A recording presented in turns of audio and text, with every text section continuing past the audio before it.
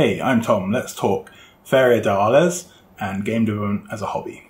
I studied computer games technology at the University of Portsmouth way back in 2007. There weren't many game degrees at that time. Already knowing how to program, the main focus ended up being 3D modelling, rigging, texture mapping, that kind of stuff, but it didn't really interest me. Over the years, I've worked on a lot of mods and other people's games, but when it came to my own games, I've started countless, but never really got close to finishing any. Feria is a 2D point-and-click adventure game. It's loosely based off a real-life bullfighting competition in the south of France. We follow Molly as she begins her quest to become France's greatest matador. That's me. I grew up playing adventure games. In the West, especially back in the 80s and 90s, they were really popular. For a while, these were the games that you upgraded your PC for. Long before people were asking if you can play Doom or Crysis on it, these games were pushing more colours, sound cards, CD-ROMs. And in the 80s and 90s, amongst others, there were two big companies, Sierra and LucasArts. Sierra games tended to sell more, but LucasArts were the critical darlings. Sierra pumped out long series of games. They had multiple series with 6 or 7 games in. LucasArts was set up by George Lucas, and for a while they were explicitly not allowed to make Star Wars games. People generally took sides.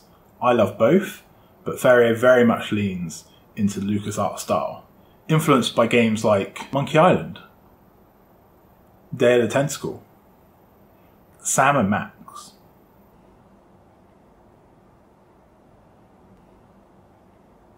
These games combine storytelling and puzzles. There's often very little, if any, action or anything requiring reflexes. They have beautiful pixel art. They're genuinely funny. And my thinking is, if I could just make a game 10% as good as these, I'd be happy. To explain where the idea for Feria came from, I need to go back to a game jam in 2009, just as I was about to graduate from university. My university was holding its first annual game jam, and they've been growing ever since. Naturally, it's online this year. The theme we had to make our games on was based on hitting the random article button on Wikipedia 3 times. I can't remember all 3 choices now, but the one I picked was Hutton Grammar School, a school in the UK. From that, I made an 80s style Sierra game called The Secret of Hutton Church of England Grammar School. It has low resolution double wide pixels and a text parser. For those not familiar, that means if you want to open a door, you have to type open door. Skip forward to November 2017. I'm on a month-long business trip in New Jersey, USA, a quick detour while moving from the UK to Hong Kong. My hotel is in the middle of nowhere, and I figure I could just go on Wikipedia again and click the random article button 3 more times. The articles were on a train in India, Finland's under-19 women's floorball team, apparently it's like hockey, or Feria. I immediately shamelessly ripped off the start of Monkey Island 1, where you're given 3 quests that you need to complete in any order, and got started on making the game. So, the name. In the silk so far, I've been calling it Feria, which is wrong, and probably causing any French speakers to be annoyed and leaving comments on this video. Oh, sacre bleu! It's a French name, and I don't speak French. A slightly more accurate pronunciation is Feria. Either way, it's hard to say, it's hard to spell, and for the second time, my game is named after a real life thing. I work from 8 till 5, 6, 7, which can make things tricky. One thing I insisted on doing to make sure I stuck with the game was working on it every day. It didn't have to be anything massive, but as long as it did something. And I did that for 257 days in a row. Not skipping weekends. In fact, weekends became like a full day's work compared to the 2 or 3 hours I could get in during each weekday. Christmas Day, Chinese New Year, my birthday, it didn't matter.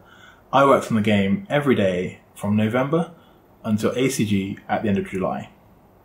And then ACG itself was 5 12-hour long days.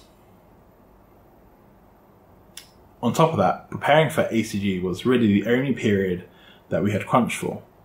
I had a big list of artwork that I needed Matt to finish, and I wanted the game to be more or less completely playable, from start to finish, due to the non-linear puzzle design, even though there was a 10-minute limit on the demo.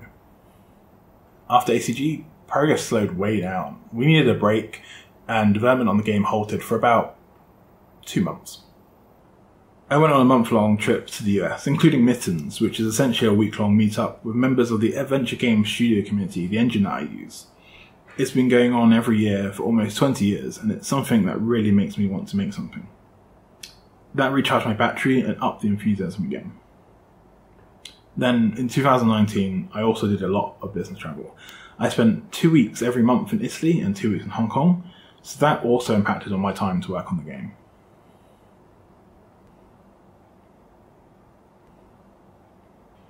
I worked with 4 other people on this game. I'd be in Hong Kong or Italy and working with 3 people from the UK and 1 person from Germany. The bulk of the work was with Matt Frith, who did all of the in-game art. I've known Matt for about 17 years at this point from the adventure game studio community. We tried different tools to organise everything. Things like Trello, Google Sites, which ultimately stopped using, but acted as a good bible for the game, if not for project management. And sometimes eventually just settled on a sometimes simple, sometimes chaotic Google Sheet. All of the art was split into 7 equally sized phases, sometimes prioritised where I needed fine art to know how to implement a certain sequence or puzzle, but mainly chronologically. I built the game using my super rough mock-up art and slotted in new art as it arrived. I worked with Jen Patterson on the title and menu art. I remember seeing mock-ups for the title screen and offering feedback while boarding a plane to Singapore for my day job, and then having to wait the entire plane journey to see the outcome on the other side. I worked with Chris on music. I know nothing about music. I have extremely limited vocabulary I can use when offering feedback, so my feedback often leans towards, can we make this sound more like Monkey Island? Probably not very useful feedback. I did sound effects myself using free libraries, but this is definitely something I'll hire someone to help out with next time.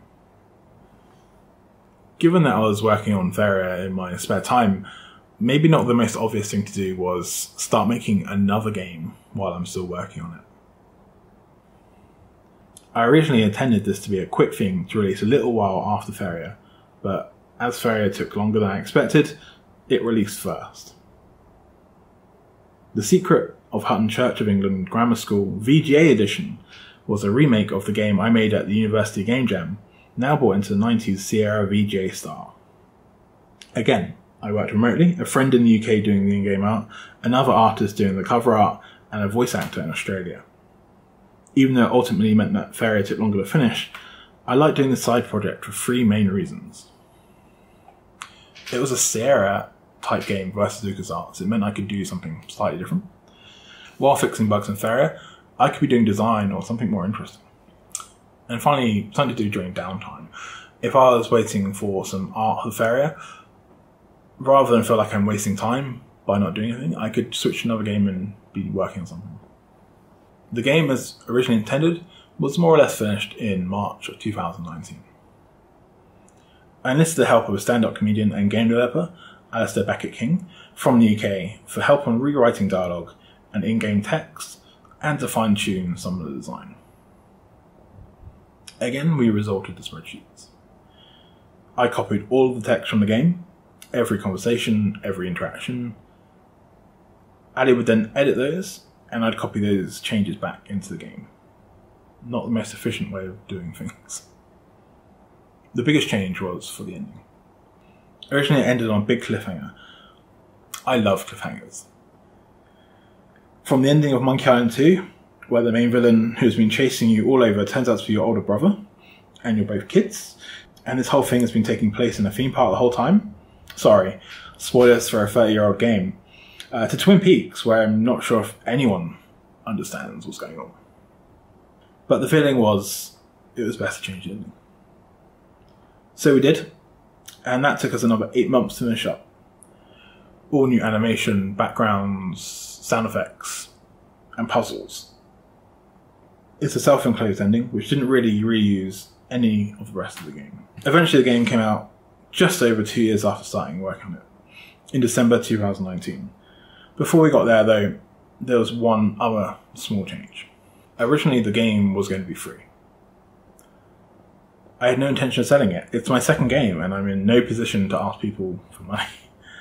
Over time though, enough people said I should sell it, and about 2 months before it came out, I decided to do so. Steam had to be set up quickly. I polished some things which I couldn't time, knowing that I was missing some things that I'd expect in a commercial game, regardless of the price. It's on Steam for a massive 23 Hong Kong dollars. Feedback has been positive. The main complaint is too short. These are some lessons I've learned, and some that I've deliberately chosen not to. I wouldn't recommend these for everyone. I'm in a position where I have a day job, and the success of my game isn't tied to my employment or feeding my family.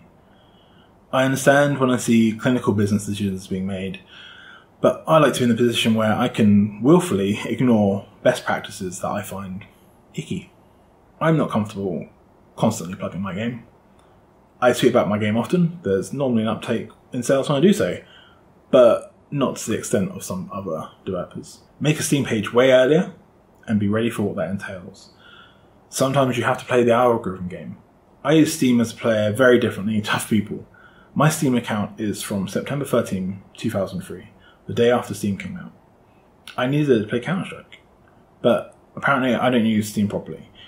I don't wishlist games, though I'm trying to do it more often to support other indie developers. I don't use the community features. I don't look at or leave reviews.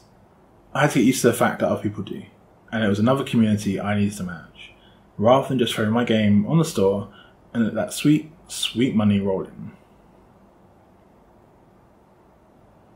Don't let your character get a haircut in a 2D game. We had to do 2 versions of most of the game's animations. No sticking an updated model onto a rig or swapping out a texture here or there. Happy accidents. Both Feria and Hutton involve puzzles where someone gets crushed. I didn't deliberately plan it this way, but you can bet that's going to turn up in all of my games going forward. It will be my signature note. Call your game whatever. I'm probably annoying anyone who works in SEO by saying that, although maybe check Urban Dictionary. I toyed around with using Pterodactyl Tsunami as a studio name because I like to be difficult, but things you might not consider to be sex things are definitely sex things. Any attempt at microtransactions. I'm lucky that I'm shielded by the genre here. It's not something that I can sell power-ups or skins for. I'm old-fashioned and like handing money over for a finished game and then getting the full game. Marketing. I didn't send my game out to any reviewers, any streamers, any influencers. I'm still in this weird early internet mindset where someone releasing a game by itself was a big deal. Nowadays, hundreds of games come out on Steam each week. It's hard to be noticed. I was extremely grateful for those outlets that did review the game without being prompted. Scheduling? I'm a really light touch when it comes to deadlines and such. I think that's a reaction to being burnt out earlier in the development and to my deadline-filled day job. I need to find a balance. I don't want to crunch again, but things can end up taking a long time.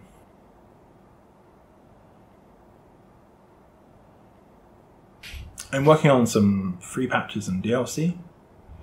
Again, with this genre, it's not something that's easy to do, but Steam wants major updates if you want a new marketing visibility round, so you gotta do something. I'm looking at a commentary by the team and a virtual tourism mode filled with fun facts about the real city of Arles. I'm working on a sequel. Here's some fancy as yet unseen art. I've changed the name, but it still includes the bit that's hard to pronounce. Thank you, Tom, for your presentation. So now we will begin questions. So for those who have questions and would like to ask, feel free to ask them directly in the voice channel, or you can just type them in the text channel labeled Monthly Gathering, and I'll read them aloud. We have several people typing. I guess I'll ask then. So you said that the game development phase took about 2 years. Is that right, Tom? Yeah, so I started in November of 2017, and it came out in December 2019. So how long was the period you said that you were burned out and you could not work on the game? I think we stopped for like 2 months straight after ACG. And I think it was just kind of like, it's not something we even really talked about, Matt and I. It just kind of, we both just kind of stopped for like a couple of months and just kind of reconvened a little while after. I think because we did crunch for ACG, and so I think we just needed a break. Fair enough. Okay, so we have a first question from Sky. How did you design the puzzle? Did you start from the story? So I kind of worked kind of both from the start and at the end of the game working towards each other. So I had the initial kind of idea based off the Wikipedia article that a girl was going to try and enter the tournament, but for whatever reason she couldn't do it, and she had to do some kind of quests to enter the tournament. And then I kind of combined that with something that's called a puzzle dependency chart, which I showed in the video, which is a kind of flow chart. And this is a method which was kind of encouraged or used by LucasArts back in the day, especially Ron Gilbert, who did Monkey Island, but then went on to do a bunch of other games, most recently like Thimbleweed Park. And what that kind of does is you work backwards from the end, or at least the goal. So in our case, we had like a goal of getting a haircut, and that way, you find the hairdresser, but he's serving someone else. So you work back, okay, what are each steps you have to do to finish that kind of puzzle line? And that's how I did it. And so there are three main goals. So get a haircut, get some armor, make yourself taller. And each of those, just work back each step. Okay, what are some things we have to do to achieve those? And that's how we did the puzzles. Thank you for your question. Next is Ian. Considering you said you basically did no marketing, how well did the game sell? So I don't really have like a great benchmark to say how well it sold against other things I've done. It hasn't made its money back yet. It's about a quarter of, because I paid everyone else who worked on the game to work on it. So it's made about a quarter in like 6 months. So it's okay. It's never like, because I wasn't originally going to sell it, so it was never my goal. Like all that money goes back into making the sequel, so it's fine. Thank you for your question. I guess we'll start this next question from Chris. If game development is your hobby, what is your main job? So this is quite funny, at least to me, considering some like things that I talk about marketing. So I actually work in digital marketing. I work on like the technical side of digital marketing, to making sure that websites for like a large global company are running, so all the backend systems. But we're positioned within the digital marketing team as opposed to IT. So I'm sat with all the people who do SEO, all the people who do analytics, all the e-commerce people, all that kind of stuff. Thank you. Next question from Roman. What was the most difficult part of the development? What would you do differently next time for the sequel, let's say? The most difficult part, quite possibly the ending, just coming up with that. I tried to do a different style of puzzle. It's not by no means action orientated, but it's slightly more actiony than the rest of the game, because it's trying to emulate a bullfighting tournament without being an action game. So there's that. And then I think it's just trying to break down like what I needed, like what was like essential in terms of animation. Like I had a whole bunch of ideas. Like I mentioned the haircut before.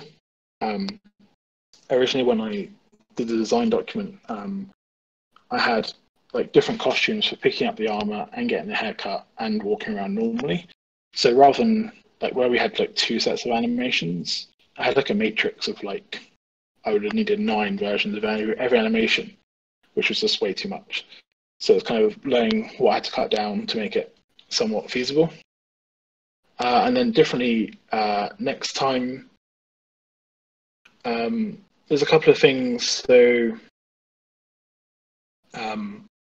all of the dialogue I mentioned before was originally like all kind of coded into the engine, and I had to bring that out for Alistair to make his changes. So I'm going to be doing that directly in the Google Sheet for him to make his changes, and then I'll copy it into Engine. So it's cutting out part of it where I have to copy it all out of Engine. And also, I'm going to try and do voices for the sequel. So the writing is slightly different because between purely reading text versus someone having to perform that text, that's going to be different. And then the other thing is the sequel is I'm trying to strike a balance between making it longer without just padding it out with useless puzzles or things like that. So trying to make it longer without kind of putting things in there that don't necessarily need to be in there. Okay, so Sally wasn't here for the presentation, but the question was how was working with the writer, as she knew that you had to rewrite some of the game. Yeah, hey Sally. Yeah, so working with the writer was really good. He's a game developer as well, so he's made a couple of adventure games, the Nelly Kuslot series, and he's worked on writing for other games as well. So he's like a seasoned pro at that. And then he is extremely funny as well, which helped. So I think the main issue was just because I'd already essentially written all of the game directly into the engine. There's just that bit of where I had to kind of transfer it across, but the actual process of working with him was just really good. Okay, next question from Chris. What tools do you use to record and do post-production for your video? Thanks. I used Adobe Premiere Pro, so I'm kind of stuck into the Adobe lifestyle. I have the Creative Cloud subscription with Photoshop and all that stuff. Those are the tools that we use at university. So for every project at university, we had to do some kind of video element editing. So that's what I got used to. So yeah, it's all Premiere Pro. Cool. So next question is, what's the difference between writing a story and writing a story for a story game? Any tips or things to watch out for? So I suppose the difference is there's the level of interactivity. So you have to have hopefully natural ways of pacing it and breaking up. There has to be obstacles in an adventure game, especially something to solve puzzles that might not necessarily be in a story by itself, and hopefully it's at a natural point, and the game doesn't just come to a halt and now say, oh, now you have to solve this like sliding tile puzzle to continue. You kind of want to weave those puzzle points and those things you have to into the story. Tips and things to watch out for. Ideally, you know the whole story before you start, which is maybe not as common as it should be. Like sometimes it's easy just to crack on with just building the game and not necessarily finishing it, but sometimes also there's flexibility to change, especially when the game is just text and no voice acting. I could change a line of dialogue or a bit of the story like the day before it came out, because I didn't have to worry about the impact of voice acting. Whereas next time I'm going to have to be fairly confident, months before it's finished, that these are the lines that I want to be recorded and stuff like that. A question from Sky. What makes an adventure game good or bad, in your opinion, I guess? This is like a topic I could talk about for a long time, to summarize it. So there are a lot of things back in the 80s where they were kind of writing the rules. The rule book hadn't been done yet, so they had issues like Walking Dead. So if you didn't pick up something in the first room of the game, and later on you couldn't go back to that room, it was like a dead end, like a game over, and you couldn't progress. So things like that, which are largely now kind of not part of the genre because people have learned, but sometimes they still creep in. And I think maybe just the name of the genre as well. So adventure comes from a game that was called Adventure. And apart from like some games like Indiana Jones, the genre can be like the least adventurous thing. You're just like pointing and clicking and walking around. It's not really, doesn't really convey adventure. And I think that sometimes hurts the genre. Like people have come with an expectation of what that means. Here we go. Another question from Ramon. Have you considered working with a publisher to publish the game? Like a very loose level, yes. It's kind of, I think, related to like my thinking about selling the game in the first place in terms of, is this worth selling? And also where I didn't go to reviewers and people with the game.